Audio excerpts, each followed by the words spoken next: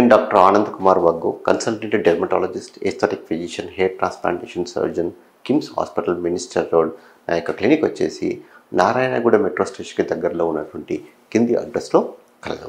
బొల్లికి medical treatment తీసుకున్నప్పటికీ కూడా ఇంకా తగ్గకుండా అలా ఉంటే అలాంటి యొక్క ప్యాచెస్ని శస్త్రచికిత్స ద్వారా తగ్గించడం జరుగుతూ ఉంటుంది. దీన్ని సర్జికల్ టెక్నిక్స్ అని చెప్పేసి అంటూ ఉంటాం. ఈ ముఖ్యంగా దీనిలో టిష్యూ గ్రాఫ్టింగ్, సెల్యులర్ గ్రాఫ్టింగ్ అనేసి ఒక ప్రీవియస్ పీరియడ్లో మనం చెప్పడం జరిగింది. టిష్యూ గ్రాఫ్టింగ్ అంటే ఏంటంటే ఈ స్కిన్ యొక్క పై లేయర్స్ వచ్చేసి ఎపిడెర్మిస్, డెర్మిస్.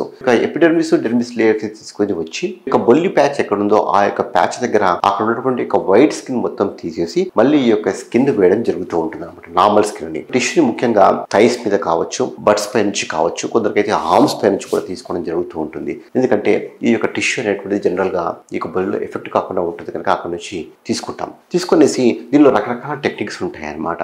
బొల్లి ఏ ఏరియాలో ఉంది, ఫేస్ పైన ఉందా, లిప్స్ పైన ఉందా, ఐలిడ్ పైన ఉందా, తర్వాత మొబైల్ ఏరియాస్ లో అంటే జెయింట్స్ పైన ఉందా, ఆక్రల్ పార్ట్స్ లో అంటే పామ్స్ ఉందా, సోల్స్ ఉందా, తర్వాత ఎంత సైజులో ఉంది, స్మాల్ సైజులో ఉందా, బిగ్ సైజులో ఉందా. సో ఇవన్నీ కూడా మ్యాటర్ అవుతాయి. ఫిమేల్స్ లో అయితే ప్రైవేట్ ఏరియాస్ లో కూడా ఉందా, బ్రెస్ట్ పైన ఉందా, నిపిల్స్ పైన ఉందా, ఇవన్నీ కూడా మ్యాటర్ అవుతాయి. సో అవన్నీ చూసుకున్న తర్వాత వాటి యొక్క సైజ్ ఆధారంగా, లొకేషన్ ఆధారంగా మనము ఏ సర్జికల్ టెక్నిక్ వాడాలనేటువంటి డిసైడ్ చేస్తాం.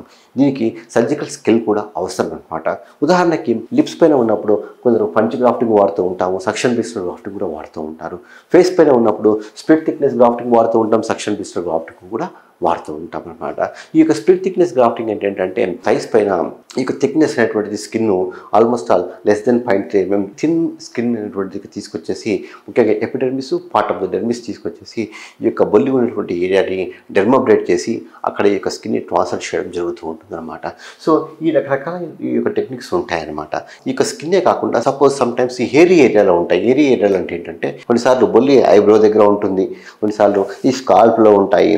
అలాంటి సిచ్యువేషన్స్ ఏం చేస్తామంటే టిష్యూ తీసుకొని రాకుండా డైరెక్ట్గా ఇండివిజువల్ హెయిర్ ఫాలికల్స్నే తీసుకొని వచ్చేసి, ఎందుకంటే హెయిర్ ఫాలికల్స్లో కూడా మెల్నోసైట్స్ ఉంటాయి కనుక ఆ యొక్క హెయిర్ ఫాలికల్స్లో ఉన్నటువంటి మెల్నోసైట్స్ కూడా ఈ బొల్లిని క్యూర్ చేయడానికి దోహదపడతాయి కనుకుంటా అలాంటి యొక్క హెయిర్ ఫాలికల్స్ స్కాల్ప్లో నుంచి తీసుకోవచ్చు, బాడీ నుంచి కూడా తీసుకొచ్చేసి ఈ యొక్క హెయిరీ ఏరియాలో ఉన్నటువంటి యొక్క బొల్లిలో కూడా ట్రాన్స్ఫర్ చేయడం చేత అక్కడ మళ్ళీ మెల్నోసైట్స్ యాక్టివ్గా పిగ్మెంట్ ఉత్పత్తి చేయడం చేత మళ్ళీ ఈ యొక్క బొల్లి అనేటువంటి క్యూర్ కాబడుతుంది. అయితే ఈ సర్జికల్ టెక్నిక్స్ చేయించిన తర్వాత మళ్ళీ వీటికి ట్రీట్మెంట్ ఇవ్వడం కూడా జరుగుతూ ఉంటుంది. ముఖ్యంగా ఎగ్జిమర్ లేజర్ కావచ్చు, కొన్ని మెడికేషన్స్ కావచ్చు మళ్ళీ ఇవ్వాలి.